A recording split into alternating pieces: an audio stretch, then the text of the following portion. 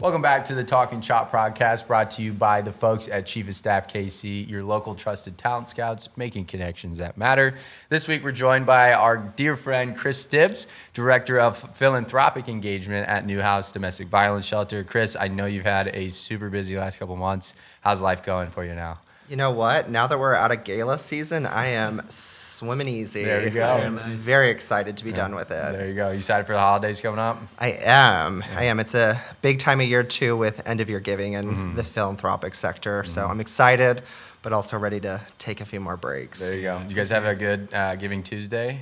So we actually have redefined our Giving Tuesday, and we do Giving Gratitude Week. Okay. And so instead of asking for money on a day where, like, millions of nonprofits are asking for money, Right. we've decided to spend the week giving gratitude to those who support us year-round. So Yeah, kind I of saw our that own, on socials. yeah, I liked it. our own little take on gratitude. There you go. Good Awesome. deal. Well, we'll get into everything there is to do with Newhouse here shortly, but the Chiefs rolled into the bye week playing some of their best football of the year. Yep. And we all know how Andy and the boys come out of the bye week, so we should be in for a good game Sunday night against the Broncos. We'll get into our takes on that, but first we're bringing you our position of the week, brought to you by Chief of Staff KC, your local trusted talent scouts.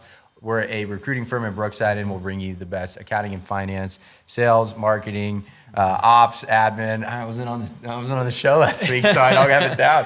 But anyways, if you got talent out there or you need talent, we'll find it for you. So Lucas, what do we got? Yep. So we have a systems financial analyst. It's really unique. They need this hybrid mold of someone who's maybe done some financial planning and analysis work, but also has gone through numerous system implementations.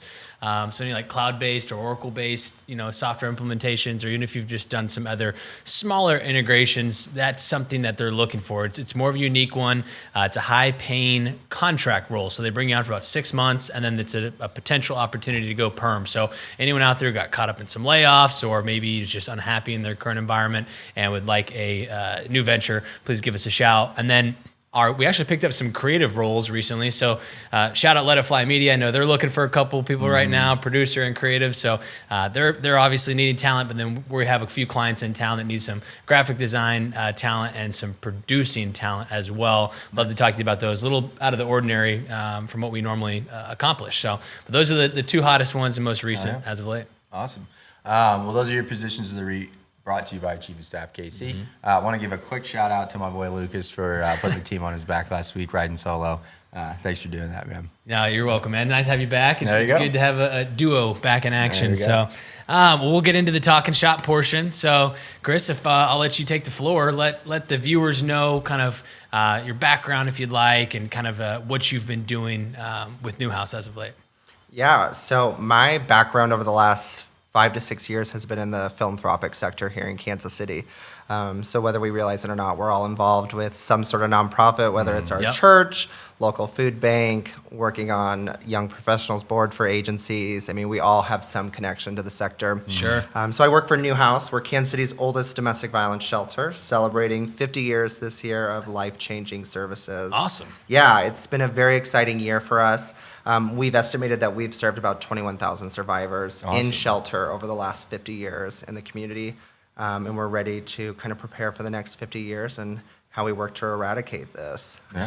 So I have the great fortune of working on the fundraising team and connecting with individual and corporate donors, working on our special events, and just coming out and chatting with people. So I love it. It's my calling. It's where I'm meant to be, and I'm excited to be there. Yeah, I mean, if you're involved in the nonprofit scene, you definitely know Chris. He's made his presence. For better or for worse. I think it was Katie Lord that originally got us connected, or we met through the Loop or something like that. Yeah, something like that, Yeah, but Chris is actually also on the Loop KC. He's our philanthropic kind of lead, if you will, on the leadership team, and he's done a great job securing local partnerships with a couple nonprofits that we provide Sure. people too. I guess for lack of a better term on the loop side. So he's been crushing that. Thanks again for all your help with that. Oh, thank you for having me. Yeah. Well, so we asked a recurring recruiting question every episode this year, and at Chief of Staff, we talk about how we're it's a culture, and focusing on a culture fit is really vital to a long-term placement within an organization. So, talk to us about the culture at Newhouse. Obviously, with it, not only hiring on your exec side, but also support staff for the shelter.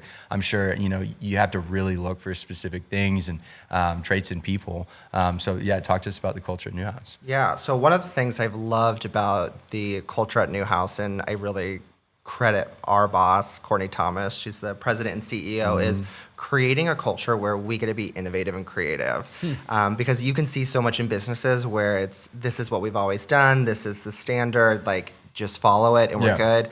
That is not the mentality we have. I always say, I don't want to just think outside the box, I want to shatter the box. And how do we create a culture where, one, we practice self-care, because that's a huge thing in company culture. And when you're working in the direct services field and you're dealing with individuals who have trauma and their emotions and just helping somebody heal, self-care is so critical, because how can you do your job if you can't practice self-care for yourself? So building that culture where people are empowered to take care of themselves, knowing that in the long run, it's going to benefit those that we serve. Right. And creating a culture where everybody has a voice, taking away this hierarchy of if you're up here, then you have the right to say X, Y, Z, and if you're down here, you stay quiet. That's not the mentality we have. Creating a space where people's voices truly can be heard. And that's how you keep and retain staff, and it gets out there in the community and people know that that's a place they want to work. That open door policy is huge. I've been involved in a few different companies that have that, and they've been very successful for that reason specifically. So thank you for sharing. Now we'll dive into the quick hitter section. It's kind of the first down, sack, or Hail Mary. First down being a recent bit of success you've had professionally or personally that's going to lead to future success. Yeah, so just a couple weeks ago, we had our annual gala, and we brought together about 660 community members, and we raised over $520,000 for Newhouse. Wow, that's incredible. Amazing. And to put that into perspective, that was $200,000 more than we've ever raised before. So it was a substantial jump, and really such an impactful event where we had new people in the room to learn about Newhouse, to invest in the survivors who call us their temporary home, and really build a new foundation, taking us to the next level for this event and for the agency. And how do we become a household name here in Kansas City? How do you hear the word domestic violence shelters and your name goes to Newhouse? That's our goal. Yeah, that's a massive first down. What about a small sack, a recent setback that you've had to overcome? Fill us in there. Yeah, so I am very one to talk about mental health a lot in the field, and I think no matter what industry you're in, mental health plays a role, and it's something over the last, especially decade, that I have had to tackle my own mental health issues. And so working in a field like domestic violence advocacy, even on the fundraising side and not the direct service, it takes a lot on your mental health. And it's hard not to take things home with you. It's hard not to hear stories and take it personal. We saw a 26% increase in lethality calls made to law enforcement during COVID, which means if somebody doesn't get out of the home, there's a chance they may not survive. Right. And for me, there have been moments where my mental health with work and outside of work have taken a toll, and I've had a couple sacks with it where I've had to really regain some yardage there we go. and position myself to do better. And so those are definitely some setbacks that I've experienced, but always growing from it and moving forward. Well, I appreciate you opening up about that. I know a lot of people get a little weary about talking about mental health, but I've always preached that it takes people like yourself to open up and talk about that, to make other people feel like they can as well. So I appreciate that. Yeah, it absolutely opens that door.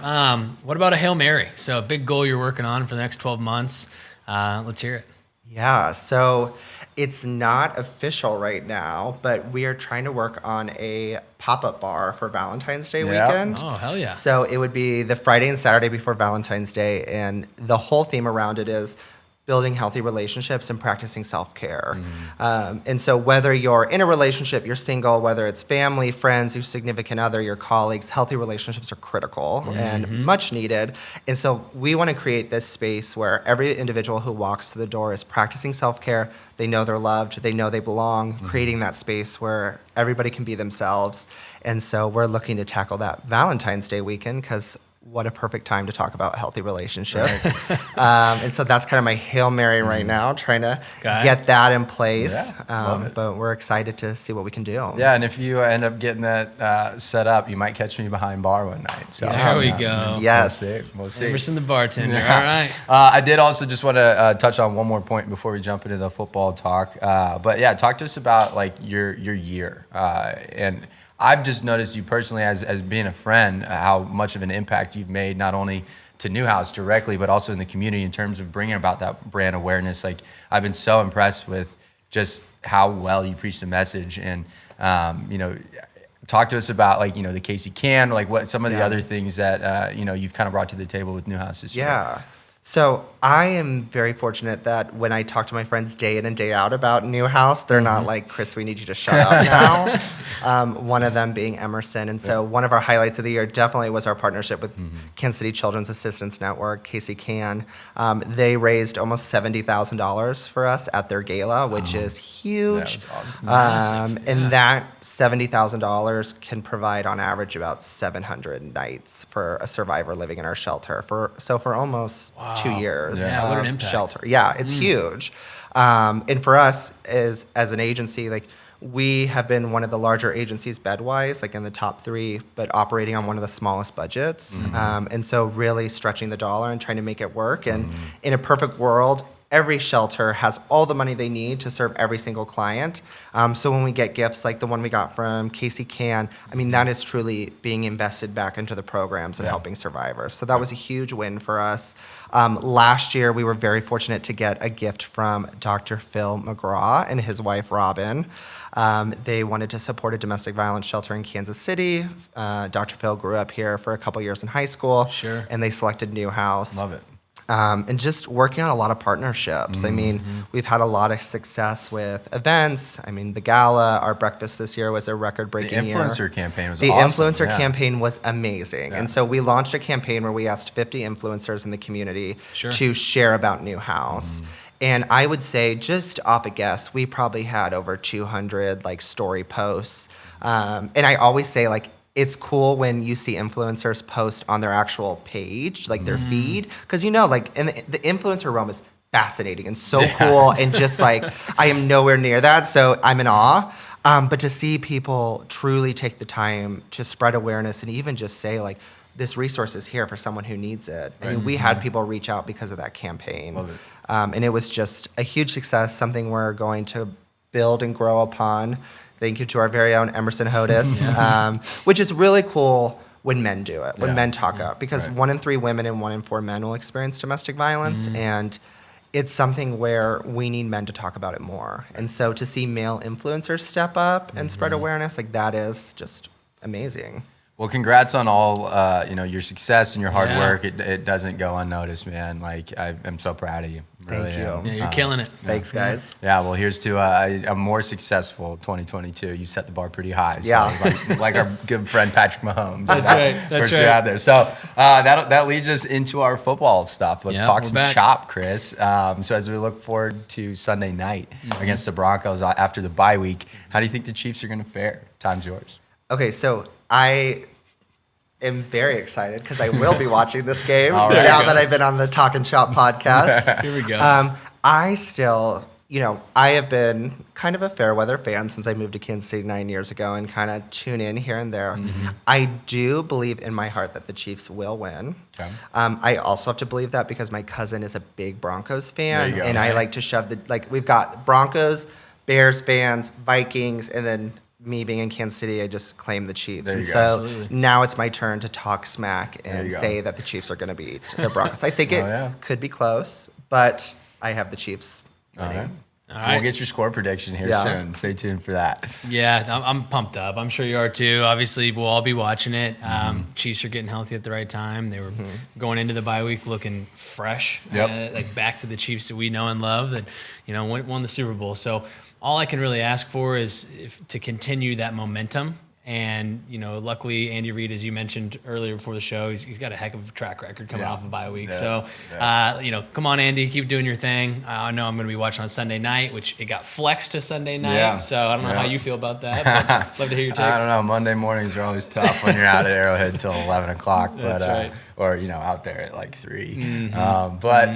Yeah, I'm always excited for these games. It's the Broncos are a great rivalry. We, kicked the crap out of them 12 times in a row or 11 times, whatever it is now. I can't, I think the Broncos and the Chiefs have both won Super Bowls before the last time we've lost to the Broncos. Yes, it's been thousands of days since the Broncos have beat us. So let's keep that going. Yeah, I just want to keep that streak alive. I got a ton of friends out in Denver that can suck it. So there we go.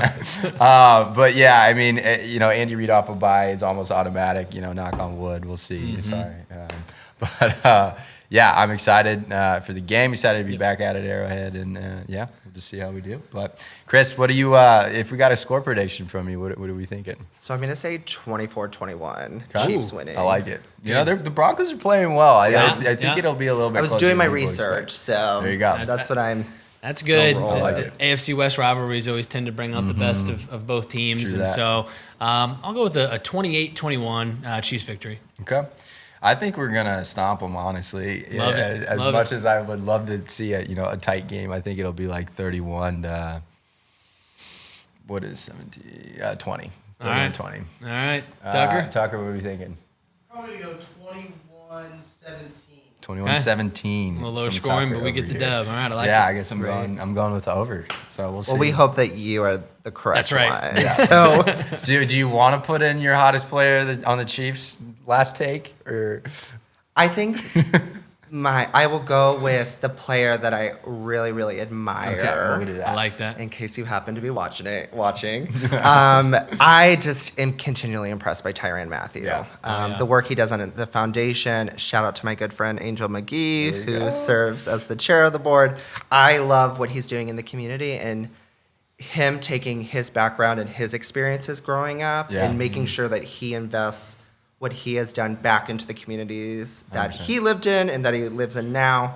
I'm just continually impressed by everything he's doing. I couldn't agree more. He's definitely, obviously everyone loves Patty, but he's definitely my favorite player in the Chiefs, for that reason too. Yeah. in He the was handing impact. out turkeys for Right. Thanksgiving, just standing there giving hundreds of Kansas Cityans. Yeah. So Brett Veach, keep that man in this town. Right. He does a lot for the city, and so it would suck to see him go. We got to free up some cap space for him. So. That's right. But that does it for Week 12 of Talkin' Chop, brought to you by Chief of Staff KC.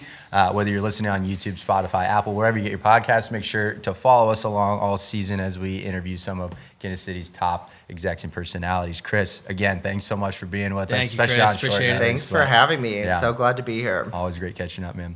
All right, we'll catch you all next week. And as always, Go Chiefs.